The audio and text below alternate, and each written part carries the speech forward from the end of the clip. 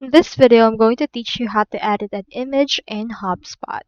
In order to do that, you first need to head over to your Content tab, locate right here Files, and you should be able to see in here this. Now, once you have found right here your image file, what you can do is you can just head over and click on this action, and then you can edit this particular file or clone and edit it.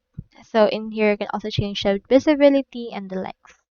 Now for this case, let's head over and open this. By clicking onto this file itself, you can see it's right here. You can find accessibility, and in here you can find clone and edit. Click on this and you can see this edit with Adobe Express. So click on this edit with Adobe. Or if you just want to crop it out, you can also edit it natively into the HubSpot.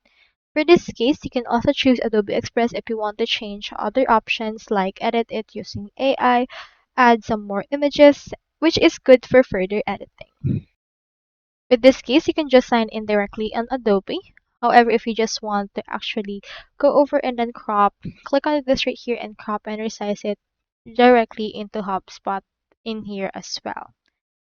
So that's all there is today, and if you haven't subscribed to HubSpot yet, make sure to use your affiliate links given in the video description. Thanks for watching, and I will see you in my next video.